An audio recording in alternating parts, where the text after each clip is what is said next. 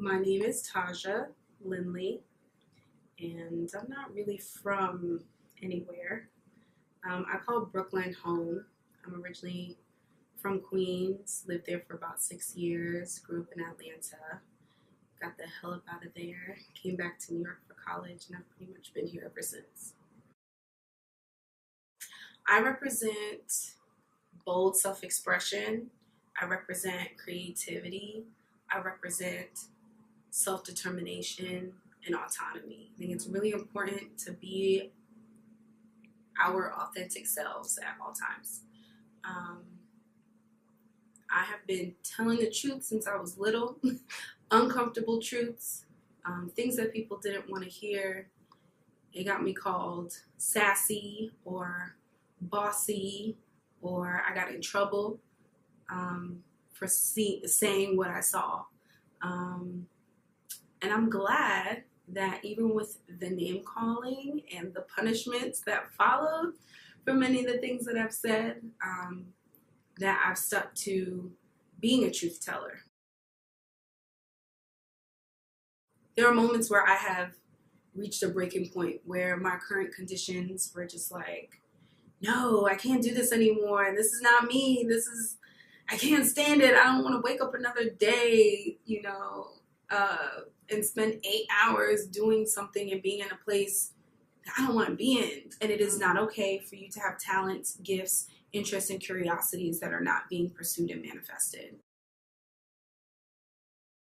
I am the founder and managing member of Color Girls Hustle. Color Girls Hustle started as a hobby for me. It was a creative outlet. It was a space for me to share that side of myself. I created Color Girls Hustle when I was working a full-time job that required me to primarily be behind a desk.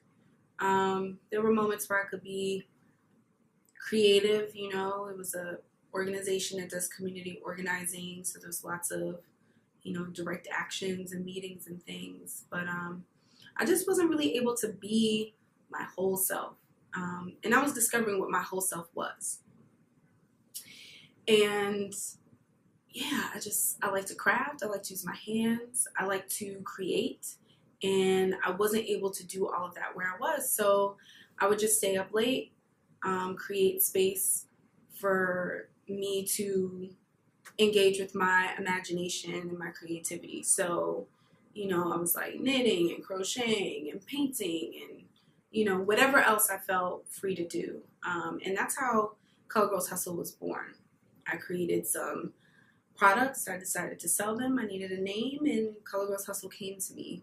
And since then, it's kind of organically grown into something more than a hobby or a side hustle. Color Girls Hustle is my lifestyle. I believe in living with passion, purpose, and authenticity.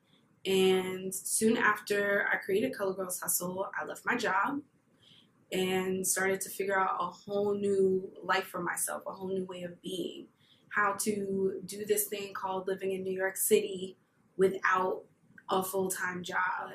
Time and time again, what I find is that people are working in spaces that might serve a part of them, but not all of them.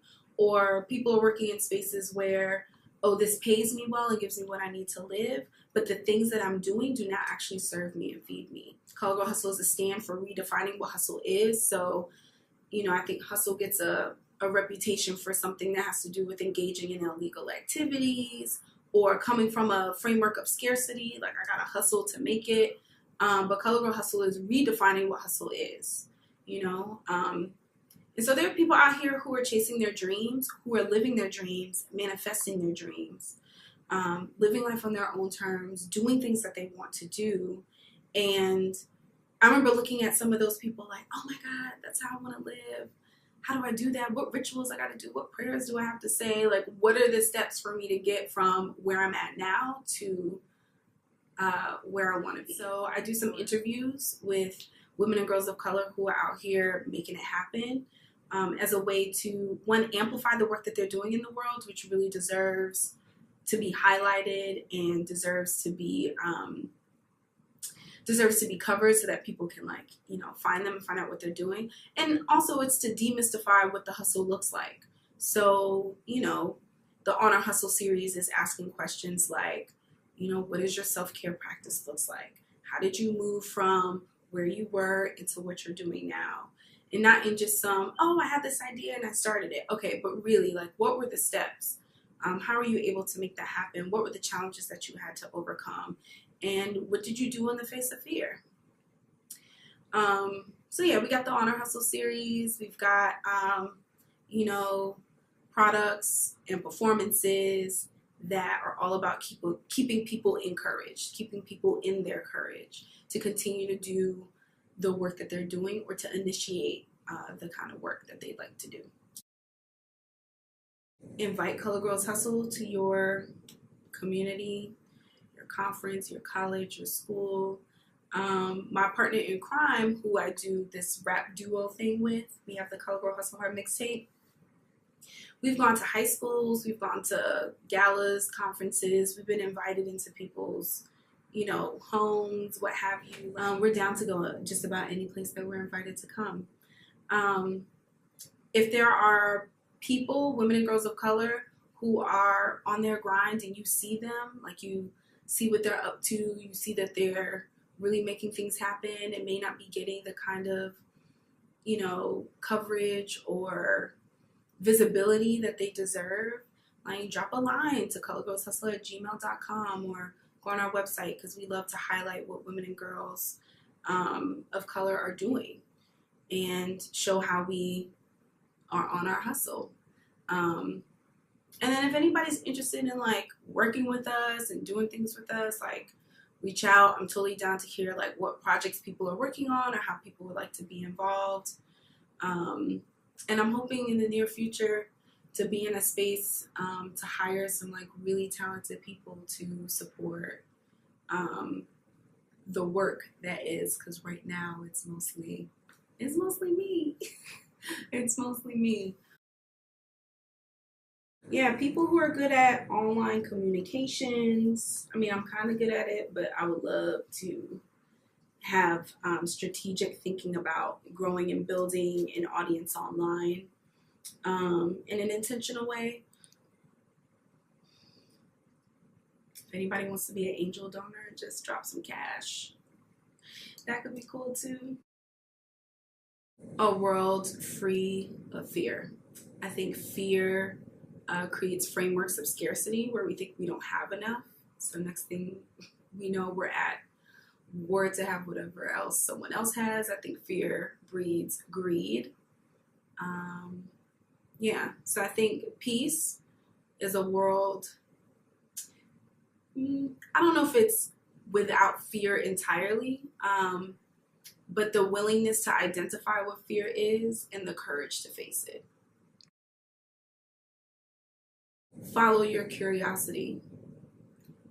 Anything that makes you curious is worth researching / trying once if it doesn't harm you or other people. And follow your curiosity without judgment, because you'll be really surprised what kinds of things you'll get into when you just kind of go with the flow. You're interested in something, check it out, see what's going on. Create room for you to be as big and wild and free as you want to be.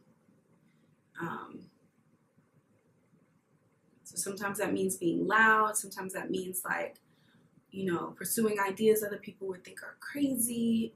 But just allow yourself the permission to be silly and to not look good and to just be, I